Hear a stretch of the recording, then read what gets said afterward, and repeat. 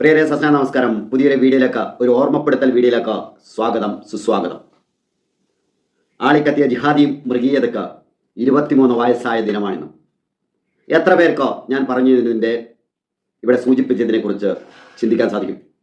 വെന്തളിഞ്ഞ മാംസവും അസ്ഥികഷ്ണങ്ങളും ഏറ്റുവാങ്ങേണ്ടി വന്ന ഒരു തീവണ്ടി ബോഗിയുടെ ചരിത്രവും കൂടിയാണ് ഇവിടെ ഇന്ന് ഓർമ്മിക്കേണ്ടത്. അതൊരു ജനതയുടെ കണ്ണീർ അഗ്നിയായി ജ്വലിക്കാൻ നിമിത്തമായ ഗോദ്ര ഹത്യ 2002 ഫെബ്രുവരി മാസം 27 തീയതി നടന്ന ഒരു സംഭവത്തെയാണ് ഞാനിപ്പോൾ നിങ്ങളുടെ മുന്നിലേക്ക് ഓർമ്മപ്പെടുത്തലായിട്ട് എത്തിക്കുന്നത്.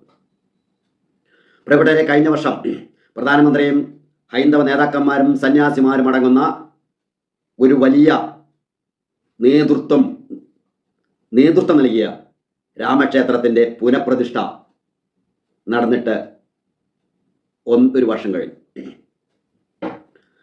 അവിടെ അയോധ്യയിൽ രാമക്ഷേത്രമായിരുന്നപ്പോൾ നടുക്കമാർന്ന ഇത്തരം ഓർമ്മകൾ എത്ര പേർ ഓർത്തെടുത്തിട്ടുണ്ട്, അതവിടെ സ്മരിച്ചിട്ടുണ്ട് എന്നുകൂടി നമ്മൾ ഓർക്കേണ്ടതാണ്.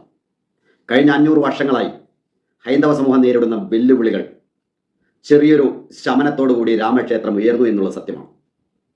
അതിനേക്കാളും ഭീകരമായ രീതിയിലോ ഭാരതത്തിലോ പല സ്ഥലങ്ങളിലും ക്യാൻസർ പോലെ പടർന്ന് പന്തലിച്ചിട്ടുള്ള ഭീകരവാദവും അതോടൊപ്പം ചുവപ്പ് ഭീകരതയോട് കൂടിച്ചേർന്നുകൊണ്ടുള്ള ഒരു സമന്വയം ഇവിടെ നടന്നു വരുന്നു എന്നുള്ളതും നഗ്നമായ സത്യമാണ്. അതുകൂടി നമ്മൾ ഇടയ്ക്കിടയ്ക്ക് ഓർക്കണം. റെഡ് ജിഹാദി ഭീകരത എന്നാണ് അതിന് പുതിയ നാമകരണം പലപ്പോഴും പലരും ചെയ്തു കണ്ടിട്ടുള്ളത്. ഇവിടെ ഞാൻ നേരത്തെ പറഞ്ഞ പോലെ അയോധ്യയിൽ രാമക്ഷേത്രമായിരുന്നു. ഭക്തിയോടെ സമൂഹം അത് അംഗീകരിച്ചു. സർക്കാരും സർക്കാരിതര സ്ഥാപനങ്ങളും അതിനെ വേണ്ട രീതിയിൽ പ്രോത്സാഹിപ്പിച്ചു. പല സ്ഥലങ്ങളിലും അന്നേ ദിനം പല ആരാധനകളുമായി സമൂഹം മുന്നിട്ടിറങ്ങി. പക്ഷേ ഇതിനു വേണ്ടി, ഇത്രയും ഒരു സുദിനത്തിനു വേണ്ടി 10,000-കണക്കിന് ആൾക്കാർ ജീവത്യാഗം ചെയ്ത കാര്യം പലപ്പോഴും അവർ മറന്നു. അതാണ് ഹൈന്ദവ സമൂഹത്തിൻ്റെ ഏറ്റവും നല്ല മറവി രോഗം. പിന്തുടർക്കാർ നേരിട്ട വേദനകളെ മറക്കുന്ന സമൂഹം ഒരിക്കലും പോലും എത്ര പേർക്കോ അത് നന്നാവുമെന്നാണ് അഭിപ്രായമുണ്ട്. പ്രിയപ്പെട്ടവരെ, ഈ ഗോദ്ര കലാപത്തിനോട് ബന്ധപ്പെട്ട ഈ തീവണ്ടി ആക്രമണത്തിൽ ഒരു ബോഗിയിലോ S6 എന്ന ബോഗിയിലോ ഏകദേശം 59 പേരാണ് കൊല്ലപ്പെട്ടത്. വെന്തരിഞ്ഞത്, കരിക്കഷ്ണമായി മാറിയത്, കരിക്കട്ടകളായി മാറിയത്. അവരുടെ ശവശരീരത്തിലെ DNA ടെസ്റ്റിലൂടെ വേണ്ടിവരും ഒരു പക്ഷേ അത് തെളിയിക്കപ്പെടാൻ. പക്ഷേ 23 വർഷങ്ങൾക്ക് മുമ്പ് 2022 ഫെബ്രുവരി മാസം 27 ഈ ദാരുണ സംഭവം നടന്നു. അന്ന് അതിനാരും ഇടതുപക്ഷവും അതുപോലെ തന്നെ മറ്റുള്ളവരൊക്കെ, പത്രമാധ്യമങ്ങളൊക്കെ ഒരിക്കൽ പോലും അതിനെ മനുഷ്യാവകാശ ലംഘനമായിട്ട് ചിത്രീകരിച്ചിട്ടില്ല. അതിനെതിരെ അവർ ശബ്ദിച്ചിട്ടില്ല. അതിനെതിരെ അവർ ഒരു അക്ഷരം മുണ്ടിയിട്ടില്ല, കാമാന്ന് മുണ്ടിയിട്ടില്ല. ആരെയോ പേടിച്ചുകൊണ്ട് അവർ മുക്കിൽ ഇരിക്കുകയാണ് ചെയ്തത്. നോക്കൂ, ദുരന്ത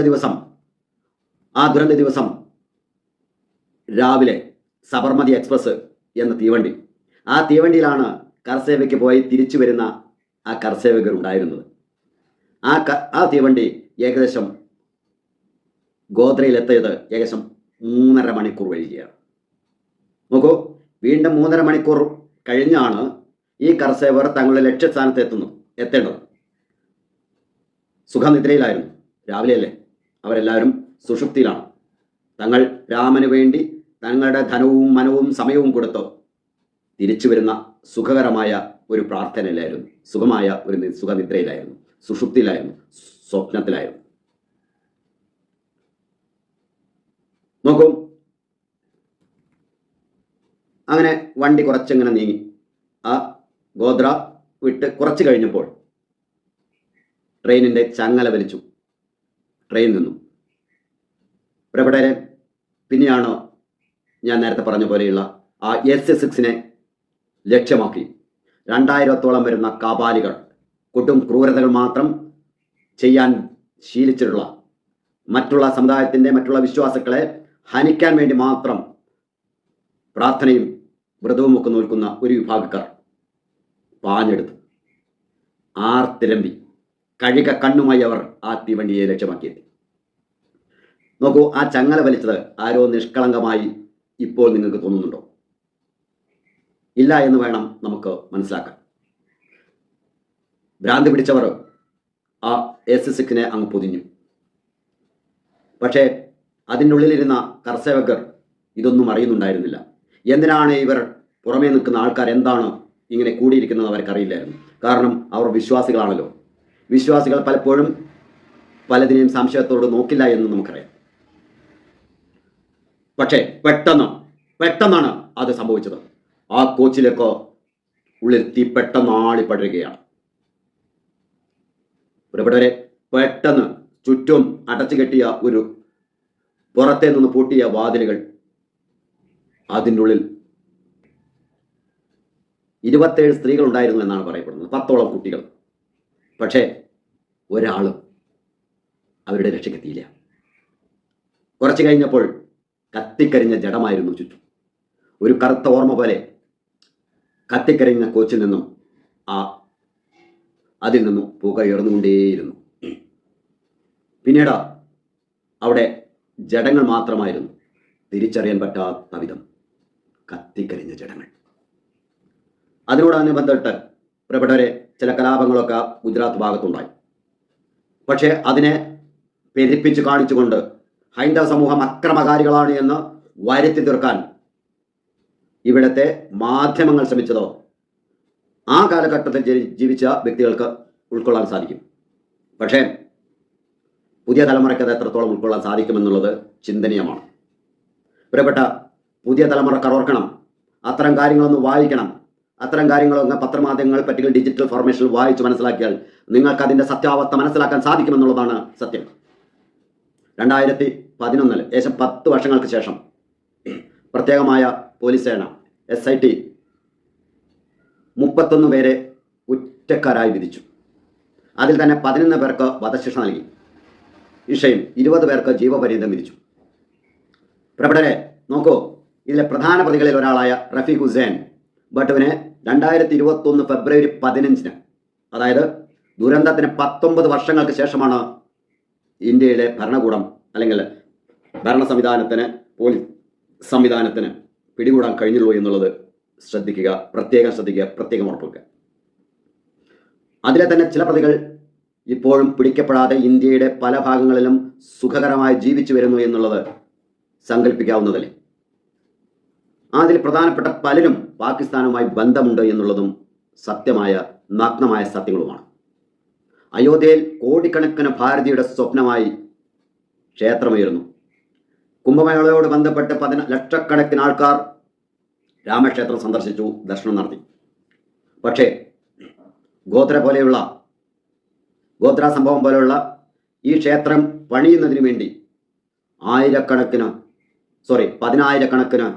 ലക്ഷക്കണക്കിന് ഹൈന്ദവ വിശ്വാസികളുടെ, രാമഭക്തരുടെ നിലയ്ക്കാത്ത നിലവിളികൾ പലരും ഓർമ്മയിൽ പോലും എടുത്തിട്ടില്ല എന്ന് വേണം ശ്രമിക്കാൻ. പക്ഷേ ശരിയായ വിശ്വാസികളുടെ, ചിന്തിക്കുന്ന വിശ്വാസികളുടെ, ചരിത്രകാരന്മാരായ ഹിന്ദുക്കളുടെ മനസ്സിൽ ഇത്തരം കാര്യങ്ങൾ മായാതെ, മറക്കാതെ നിൽക്കുമെന്നുള്ളതും സത്യമാണ്. ചില പത്രപ്രവർത്തകർ ശരിയായ രീതിയിലോ വാർത്തകൾ സൃഷ്ടിക്കുമെങ്കിലും സിനിമകളിലൂടെ ഇടതുപക്ഷത്തിൻ്റെയും മതേതര ഭീകരവാദികളുടെയും നേതൃത്വത്തിൽ ഗോത്ര സംഭവത്തെ വളച്ചൊടിക്കാൻ ശ്രമിച്ചിട്ടുണ്ട് എന്നുള്ളത് സത്യമാണ്. ഓർക്കുക, വിശ്വാസത്തെ സംരക്ഷിക്കാൻ പുറപ്പെടുന്നവർ പലപ്പോഴും ബലിയാടുകളായി തീരാം. പിന്നാലെ വരുന്നവർ അവരെ ഓർക്കാറുമില്ല എന്നുള്ളതും സത്യമാണ്. ചില ഓർമ്മപ്പെടുത്തലുകളാണ്. സത്യത്തെ അംഗീകരിക്കാൻ സത്യമത ധർമ്മഞ്ചര എന്ന അവസ്ഥയിലേക്ക് ഹൈന്ദവ ധർമ്മം മുന്നോട്ട് പോകണം. കർമ്മണ്യേവാധികാരസ്തോ മാ ഫലേഷു കഥാചന എന്ന് പറയുന്ന ആപ്തവാക്യം മനസ്സിലുണ്ടെങ്കിലും ചില കാര്യങ്ങൾ ഓർത്തേ പറ്റൂ. ഭീകരമായ ചില കാര്യങ്ങൾ ഇടയ്ക്കിടയ്ക്ക് ഓർത്തേ പറ്റൂ. ചില ശൂലപ്രയോഗങ്ങൾ, ഗർഭിണിയുടെ വയറ്റിൽ കുത്തിയിറക്കിയ പ്രയോഗങ്ങൾ, ഇതൊക്കെ പലപ്പോഴും പല മലയാള മാധ്യമങ്ങളും ഇടയ്ക്കിടയ്ക്ക് മലയാളികളെ ഓർമ്മപ്പെടുത്തുന്നുണ്ട്. പക്ഷേ 59 പേരെ ക്രൂരമായ അഗ്നിക്കിരയാക്കിയ കാര്യങ്ങൾ ഇവിടെ ആരും ഓർക്കാറില്ല. നമ്മൾ ഓർക്കാം. അതാണ് ഈ വീഡിയോ കൊണ്ട് ഇവിടെ ഉദ്ദേശിച്ചിട്ടുള്ളത്. ഏതായാലും ജിഹാദി ഭീകരതയിൽ ബന്ധപ്പെടുന്ന കർഷകർക്ക് ആയിരം പ്രണാമങ്ങൾ അർപ്പിച്ചുകൊണ്ട് നിർത്തുന്നു.